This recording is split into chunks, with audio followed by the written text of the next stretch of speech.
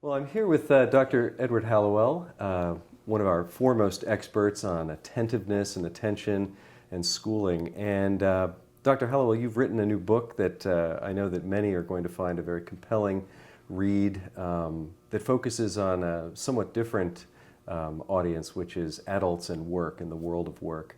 One of the questions I have for you is, how do you think the world has changed in the area of work and in the economy in our country? It's grown way more distracted than ever. The title of the book is Driven to Distraction at Work, How to Focus and Be More Productive. And the reason I wrote the book is I was told the chief request executives have these days is not for better marketing strategy or a better economic strategy, is for focus. How do we focus at work? You know, people were coming to me thinking they had attention deficit disorder. They didn't have true ADD. What they had was what I came to call a severe case of modern life. Mm-hmm. You know, it's what I call attention deficit trait, ADT. It looks just like ADD, mm-hmm. but it's caused by the culture. It's caused by the environment. And whereas true attention deficit disorder is something you inherit. It's biologic. This is entirely created by the environment. And how do you tell them apart? You can do what I call the Vermont test. You take someone who thinks they might have it, put them on a farm in Vermont, and come back in a week. Mm-hmm. And if they're sitting in a rocking chair on the porch, then it was ADT. Mm-hmm. But if they've turned the farm into an amusement park, then it's true ADD. You know? So, in other words, ADD is environmentally independent, whereas ADT is created by it. And we live in an incredibly distracted world. You know, there are estimates that 20 minutes out of every hour devoted to an unplanned interruption. And we have these screens that are magnetic, that they just draw us in. And I describe a pattern that I call screen sucking, where people are not productively working online, they're wasting time online. They say, I'll just go check my email. And an hour later, they're still there. They're shopping on the internet. They're visiting their favorite sites. They're, sending and receiving meaningless, unimportant message, and it's hypnotic. You're not even aware of the passage of time. I'm guilty myself. I'll go to an airport and my flight is delayed, which happens more often than not. And what do I do with that sudden chunk of free time? Do I read a book? Do I talk to an interesting-looking stranger? No, like as not, I'll look up and there'll be CNN on and Wolf Blitzer will be talking down to me, and I'll just sit there listening to him intone some bad news that I don't want to hear anyway. Mm-hmm. But we've been so conditioned to take any free time and fill it with a screen. Mm. So the good news is this is all controllable. We've inadvertently, unintentionally given away control. And my big message is take control back. Be very cognizant of how you invest and spend your time, attention, energy. We use the same verbs as we do with money, and they're even more precious. What are you doing with your attention? What are you doing with your mental energy? What are you doing with your time? Mm-hmm. Don't waste it screen sucking. Mm-hmm. Tim Armstrong turned around AOL. They recently just got bought by Verizon. Tremendous, great deal for AOL and everyone involved. And Tim told me that the key move he made in revitalizing the company was mandating what he called 10% think time. Mm-hmm. He required 10% of every week, every executive's time be spent thinking. No screen, no meeting. They had to be thinking. They had to be wrestling with an idea. Thinking is work, and that's why people avoid it. It's hard work. It hurts because things don't just fall neatly into place. You have to work to get them neatly into place, and it's frustrating. And if you've got a screen right there, I had one female executive said she broke her screen sucking habit simply by putting her computer behind her, so she had to swivel. And that simple act of having to swivel allowed her to break the habit. She said when it was front and center on my desk, it was like a jar of M&Ms. I just reached for it whenever I got frustrated. Mm-hmm. And I wasn't sustaining attention on a task for very long. Well, you sounds then as if you're optimistic about the future. You know, a lot of people are pessimistic about the direction that attention and work and the struggles that you describe are heading. And I hear a lot of people almost speak as if they don't know how to regain the kind of control they had in an earlier time. But you sound optimistic about it. What are some steps and concrete things that you think individuals might do to help themselves take control of their lives? Well, yeah, other than being by temperament optimistic, I think there's good reason to be optimistic because once people wise up to how much time they're wasting and really how flat and deadening the effect can be, that life loses its luster, then they'll be motivated to do what they need to do, which isn't that hard. It's recreate boundaries that we've broken down. You know, like Tom Friedman says, the world is flat. We've broken down all the boundaries of time and space, and you need to recreate them, like 10% think time.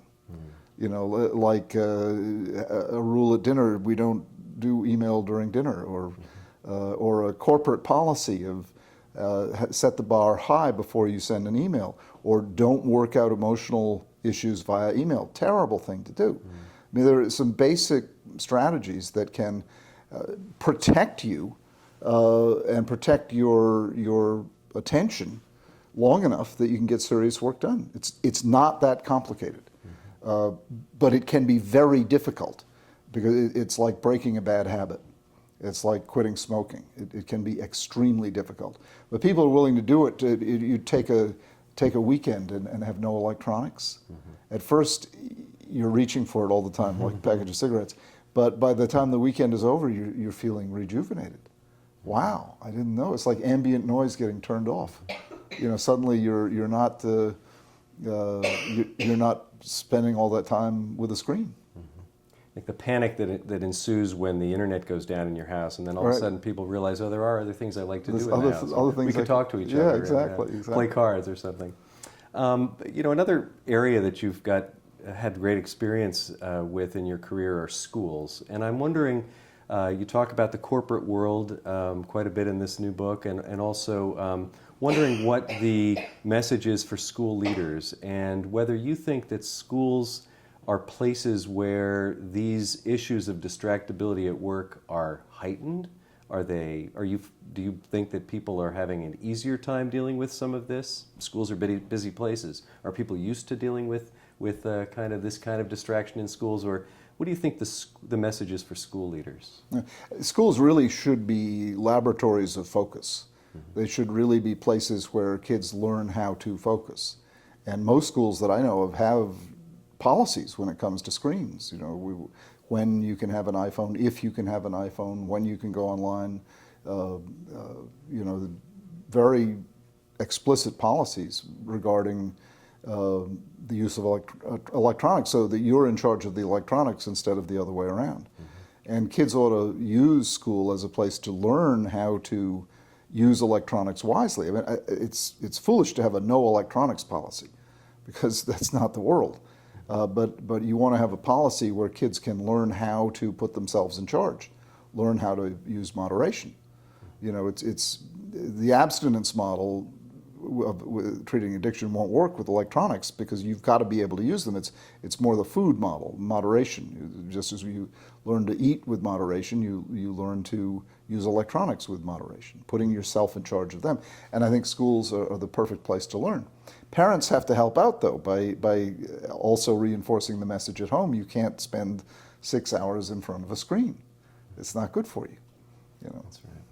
And I think it's interesting, having worked in schools, specifically with middle school aged children for many years, I think parents have a sense of ambivalence or concern around the role of technology in schools and the role of, you know, the loss of control that they feel that has. And I wonder if, as parents begin to participate more in social networking and in using technology, whether they become more understanding of the potential or whether they become more fearful of the dangers. I'm not sure what you've experienced. I think a lot of parents are worrying alone. One of my rules is never worry alone. And I think if parents will educate themselves, talk to other parents, talk to the school, They'll come to understand that this is not something they need to fear like the plague. That this is a manageable problem, that schools are managing it as a group, and join the group management. Too many parents today, too many people today are isolated, and they don't know who to trust, and so they don't know who to read, who to turn to, and they worry alone. Those are the parents who make bad decisions. This is a very solvable problem, and most of the picture is rosy and bright. These electronics are great. They're wonderful tools. It changed my life as a writer. Word processing, just incredible. In the old days, you literally had to cut and paste. You literally had to have eraser tape and all this stuff. And golly, technology has made life as a writer so much better. So it's with any new technology, there's a shakedown cruise where you have to learn how to use it so it doesn't use you. And we're going through that now with iPhones and the like. Very solvable, and we will solve it. Excellent. Do you have any thoughts about how schools may look differently than they currently look in the next 5 to 10 years? Do you think much about that level of change and where the society's going? Well, I have a lot of thoughts about that. I think schooling ought to be way more project-based, experiential. I think homework is ridiculously wasted time. I think after school you should do something you can't do at school. So you should go have an assignment to visit a homeless shelter, or have an assignment to visit a pond and take samples, or have an assignment to go to a museum, or go visit a chef. Have projects. Interview your grandparents. Start a business. Kids, no reason a 6th grader couldn't start a business. I think, and kids would come alive. I think schools are, by and large, deadening. They turn kids off to education. Where I went to school, Exeter, all the classes were taught at round tables, so it was all about asking questions.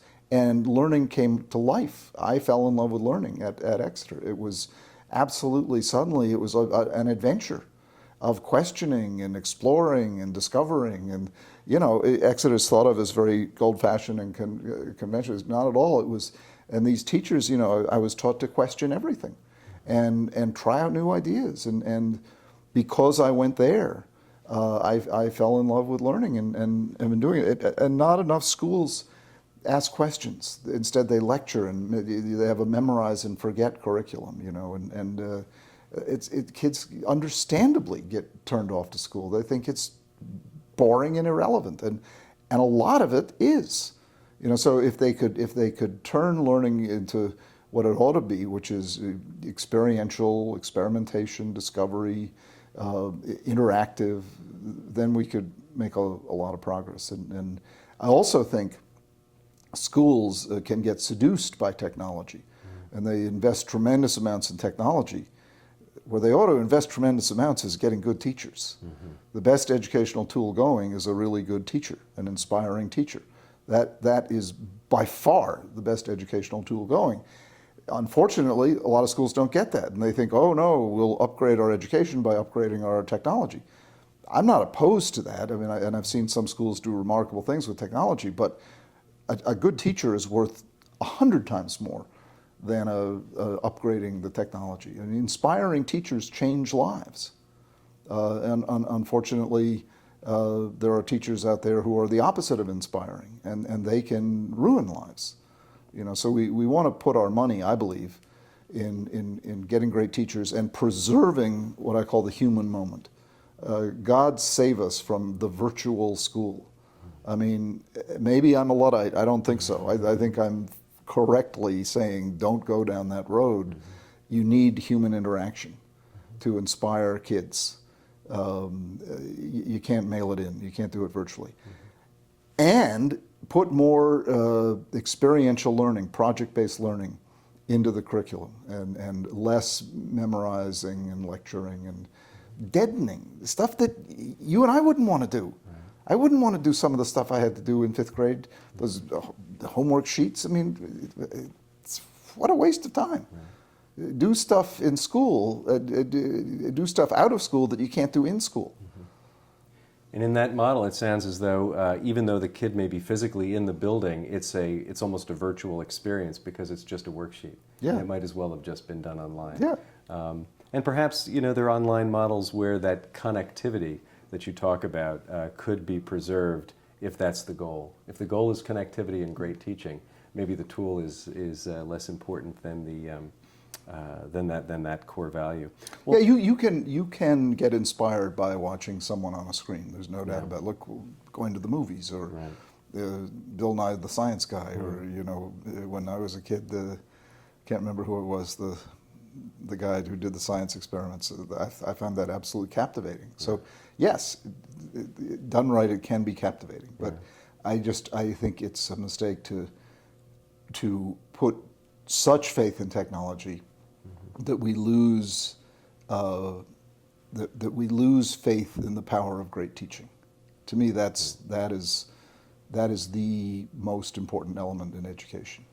Sounds great. Well, that is an optimistic message, and thank you very much for your time. My pleasure.